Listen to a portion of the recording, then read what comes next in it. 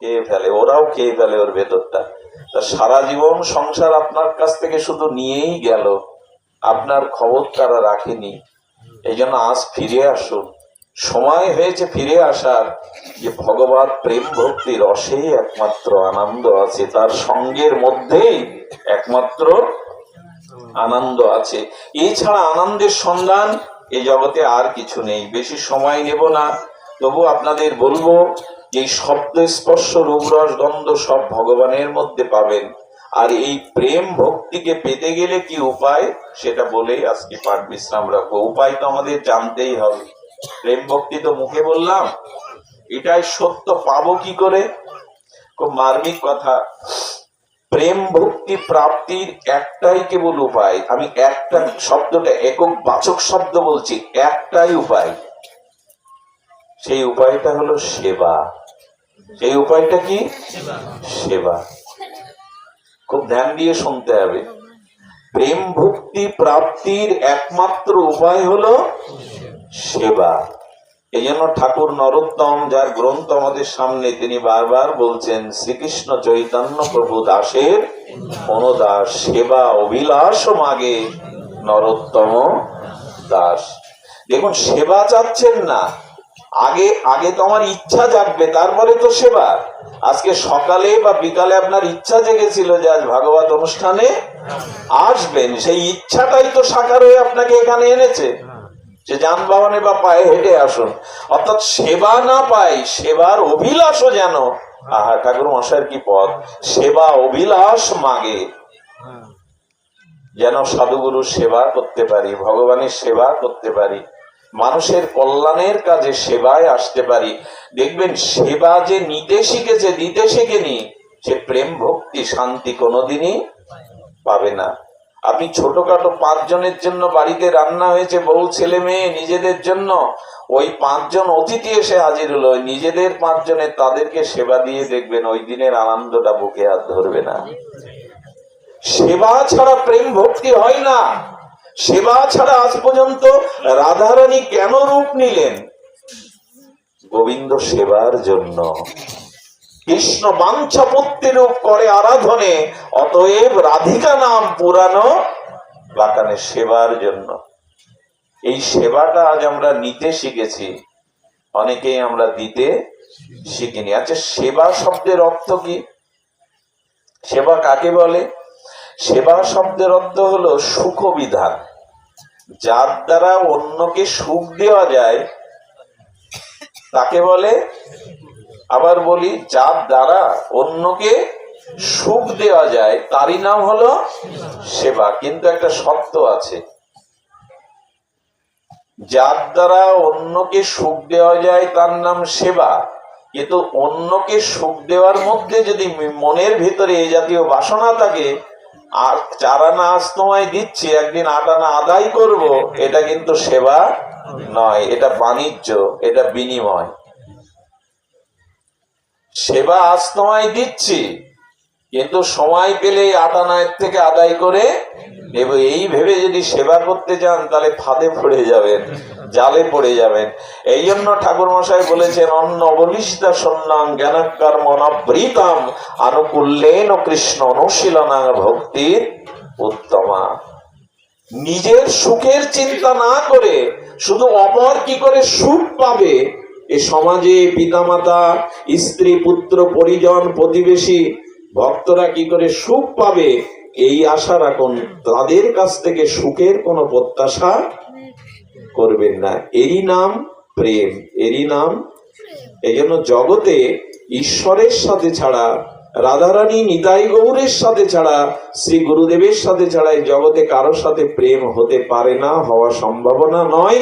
কারণ আমরা যাকে সুখ দিতে চাই তার কাছ থেকেও সুখ আদায় করতে চাই। এইটা যখনই আসবে তখনই সেবা সুন্দর হবে না, আর তার দ্বারা প্রেম ভক্তিও আসবে না।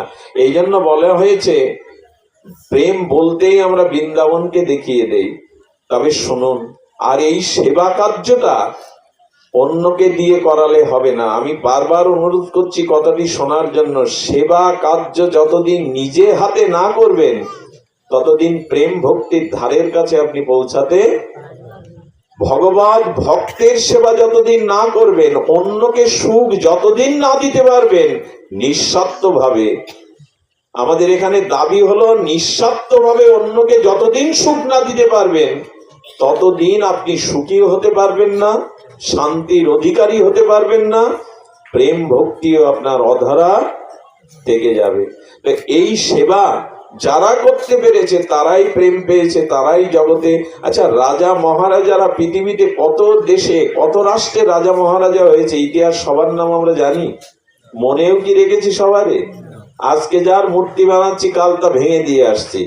এই জন্য আমি বলি কি, সেবা ভিন্ন, আপনি জগতে স্থায়ী হতে পারবেন না। রাজা মহারাজাদের নাম আমরা এই আসরে বসে করি না, রাজা মহারাজাদের স্তুতি আমরা এখানে করি না, কিন্তু রাজাদের নাম আমরা করি, রাজাদের কথা বলে আমরা চোখের জল ফেলি, আনন্দ পাই, শিক্ষা পাই।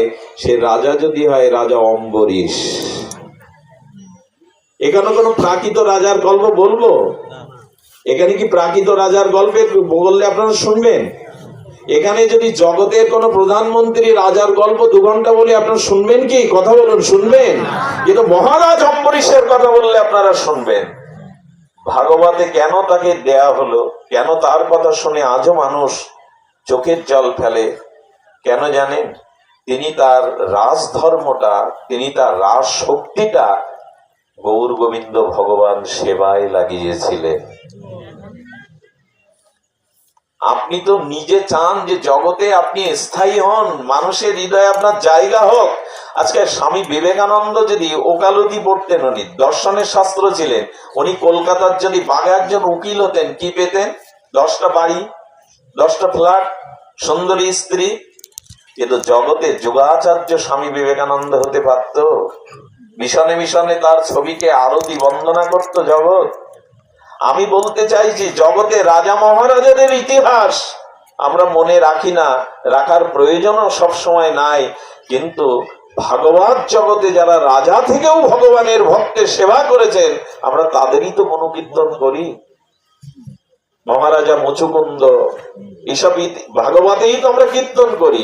তবে মহারাজ অম্বরীশের কথা শুনুন, উনি নিজে ভোরবেলা উঠে নদী থেকে জল বয়ে আনতেন, নিজে কাঁধে করে, সেই জল দিয়ে উনি মন্দির মার্জনা করতেন।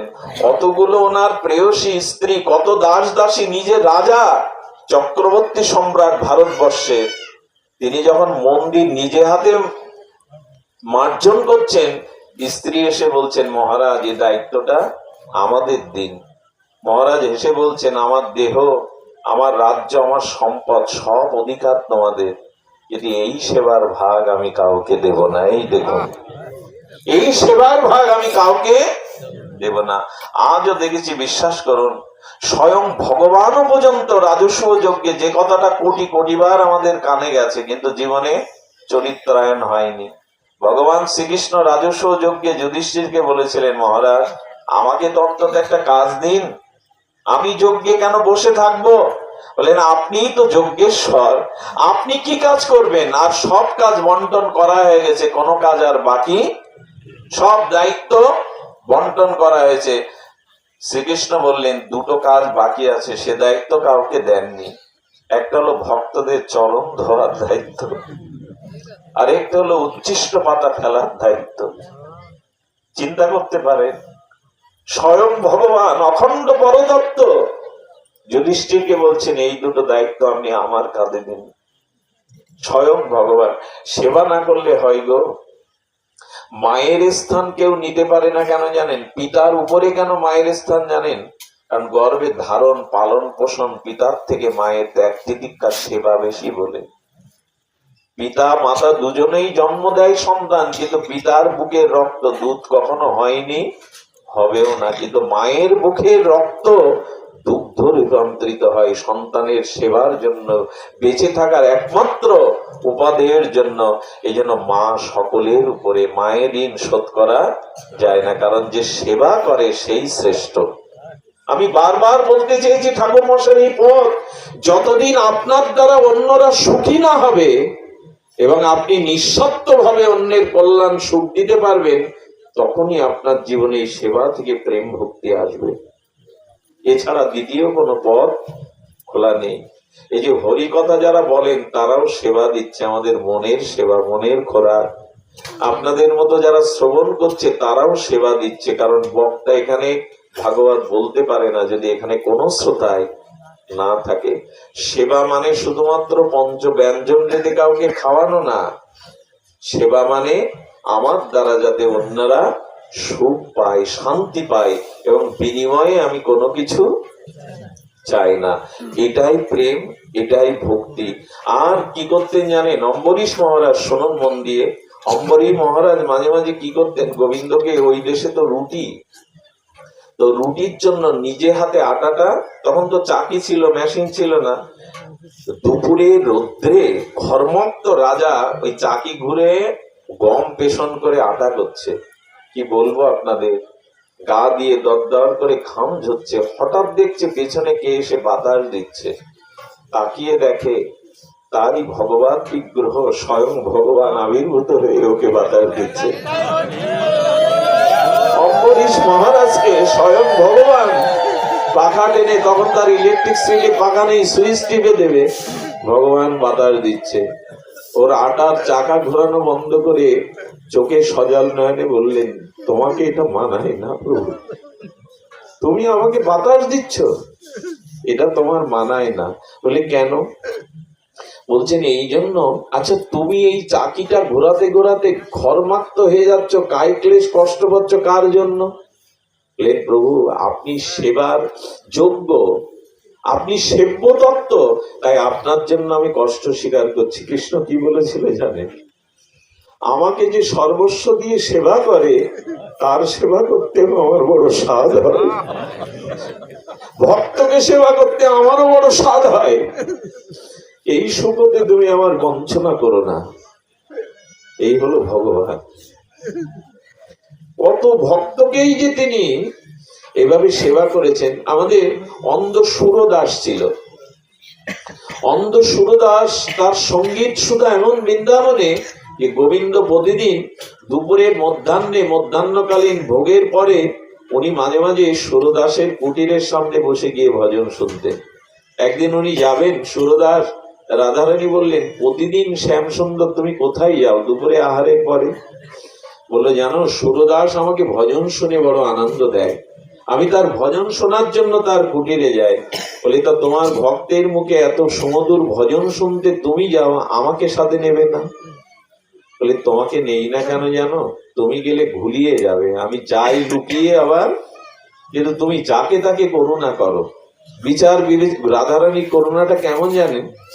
রাধারানীকে একদিন গোবিন্দ বলছেন যে দেখো ওই ভক্তকে আমি তোমাকে বাইরে নিয়ে যাই না, কারণ পতিত না দেখেই তুমি কৃপা করো। রাধারানী তখন বলছেন, পতিত কাকে বলে তা তো আমি জানি না। আহা, রাধারানী জানে না পতিতকে, এই জন্যই তো করুণাময়ী উনি। বাজ বিচার না করেই ওনার অভিধানে পতিত শব্দের অর্থ রাধারানী জানে। গোবিন্দ বলছে, তোমাকে নিলেই তুমি একটা কিছু ঘটিয়ে বসো করুণায়, তো তোমাকে এই জন্য বলো আজকে নাও। শ্যাম সুন্দর এসে আর রাধারানী এসে সুরদাসের ছোট্ট কুটিরের সামনে গোবিন্দ এসে বলছেন, প্রতিদিনের মতো একটা ভজন শোনাও সুরদাস। ভজন শুনতে শুনতে মনে হলো সুরদাসের এমন পবিত্র দিব্য গন্ধ তো আমি কোনোদিন পাইনি। আজকে কিছু ঘটে গেল না তো? এলো না তো আমার প্রিয়া প্রীতম রাধারানী চরণের গন্ধ তো অনির্বচনীয়, দিব্য, অপার্থিব। উনি গন্ধ মনে করে কি করেছে জানেন? উনি কুটির থেকে বেরিয়েছেন, আর কুটির থেকে লাঠি না নিয়ে বেরিয়ে ভজন করতে করতে চলেছেন, রাধা মাধবের পেছনে চলে যায়। ইচ্ছা করেই উনি যেতে যেতে বড় একটা গর্তের মধ্যে পড়ে গেছেন। যেই গর্তের মধ্যে পড়েছে, গোবিন্দ বলো তাড়াতাড়ি চলো রাধে। বলে, তাড়াতাড়ি যাবো মানে? যে ভজন শুনিয়ে এত আনন্দ দিল হৃদয়ে, তাকে গর্তের মধ্যে পতিত হতে দেখে চলে যাবে শ্যাম সুন্দর? এই জন্য তো তোমায় আনতে চাইনি, তুমি যাকে তাকে করুণা করে বসো। আরে ওকে তুলতে গেলে আজ ধরা পড়ে যাব, ওর কাছে আমি এখন ধরা দেব না। রাধারানী বললেন, যেতে হয় তুমি যাও, এমন ভক্তকে আমি এর মধ্যে রেখে যেতে পারবো না। রাধারানীর দিকে তাকে গোবিন্দ বলছেন, এই জন্যই তো লোক রাধা রাধা করে, তোমার করুণা বড় অপার। তবে শোনো, তুমি যখন যাবে না, বলে শ্যামসুন্দর, ওকে এখান থেকে না তুলে আমি যাব না। তুমি যদি না পারো এক কাজ করো, আমার এই উন্নাটা নাও, ফেলে দাও, ধরে ওকে টেনে তোলো। গোবিন্দ উন্না দিয়েছেন, গোবিন্দ নিজে ধরেছে না, রাধারানী গোবিন্দকে ধরেছে। সুরদাস অন্ধ হলেও তার অনুভূতি আছে তো, ভক্ত তো। রাধারানী ছাড়া আজ কেউ আসেনি, যার জন্য ব্রজে পড়ে রয়েছে তিনি নিশ্চয় এসেছেন। উনি কি করেছেন, গোবিন্দ যখন টেনে তুলছেন, বাপু এটা ধরো, বলে কে তুমি? বলে আমি ব্রজবাসী একজন রাখাল, তুমি ধরো তো, তোমাকে টেনে তুলি, পড়ে গেছো। উনি কি করেছেন জানেন, যেই না টানছেন উনি তীরে উঠে, অনুভব আছে তো, উনি দেখছেন রাধারানী যেন পিছনে অনুভূতিতে, উনি টান দেওয়ার সাথে সাথে রাধারানীর চরণে গিয়ে পড়েছেন, গোবিন্দের চরণে নয়। যেই রাধারানীর চরণে পড়েছে, সেই রাধারানীর চরণে স্পর্শ করার সাথে সাথে তিনি প্রেমাবেশে, প্রেম আবেশে আবেশে জেগেছে। কারণ বিদ্যুতে স্পর্শ করলেই তো ধরবে আপনাকে। করুণাময়ী প্রেমময়ীর চরণ স্পর্শের সাথে সাথে ভক্তিতে আপ্লুত হয়ে গেছে। হে ঠাকুরানী, হে করুণাময়ী, আজ নিজে এসেছো দুয়ারে, আজ নিজে এসেছো দুয়ারে, করুণা করো, কৃপা করো। রাধারানী তখন বলছেন, সুরদাস, আচ্ছা তুমি যে রাধা রাধা বলছো, শ্যাম শ্যাম বলছো, তুমি তো চোখে দেখো না, তোমার স্বাদ হয় না, স্বাদ হয় না আমাদের দেখতে? বলে হয় গো, তাহলে দেখো। রাধারানী করুণা করে কমল হস্ত করপল্লব ছুঁয়ে দিলেন। দৃষ্টি পেয়ে ওই যে রাধারানীকে, যুগলকে দর্শন করে প্রেমে মূর্ছিত হয়ে পড়ে গেলেন। যখন জ্ঞান ফিরল তখন বলছে, বর চাও। রাধারানী বলছেন, কিছু একটা চাও। বললে, তবে চাইছি, শোনো, আমাকে আবার অন্ধ করে দাও। কেউ চাইল? রাধারানী তখন অবাক বিস্ময়ে বলছেন, আমাদের যে দর্শন করেছো, এই চোখ আবার অন্ধ করতে চাইছো কেন? কেন জানো ঠাকুরানী, যে নয়নের মাঝখানে তোমাদের দর্শন করলাম, আবার অন্ধ হবে এই জন্য, সেই চোখে জগতে তোমাদের ছাড়া যেন অন্য কিছু আর না দেখি। এই জগৎ সংসারে যেন অন্য কিছু এই চোখে আর না দেখি। হৃদয়ে থাকো তোমরা। আমরা চোখ দিয়ে জগতের কত কি দেখলাম, ভগবানকে দেখবার তৃষ্ণায় চোখে জাগলো না। এটা সঙ্গ না করলে হবে না গো। এই জন্য ভগবানকে সেবা দেওয়ার মানসিকতা। অম্বরীশ মহারাজকে গোবিন্দ নিজে বাতাস করেছিলেন, বলেছিলেন, তোমার যেমন আমার সেবার জন্য চাকি ঘোরাতে ঘোরাতে ঘামছো, কষ্ট পাচ্ছ, তেমন তোমাকে সেবা দেওয়ারও স্বাদ আমার আছে। আপনাদের মনে আছে, আমাদের আগ্রাতে, আগ্রার কাছেই গোবিন্দ একটি বিগ্রহ সেবা করত এক বাবাজি মহারাজ। প্রায় 100 বছর এই বৃদ্ধ ভোর 4টেই উঠে, তখন তো আর আলো ছিল না, প্রতিদিন যমুনা থেকে, আগ্রার ভিতর দিয়েও যমুনা বয়ে গেছে, দিল্লি হয়ে, বৃন্দাবন হয়ে, আগ্রার মধ্যে দিয়ে। তো যমুনাতে স্নান করাতে, এই স্নানের জল আনতে যেতেন অভিষেকে। তখন যমুনা স্বচ্ছ, এরকম প্রদূষণ হয়নি।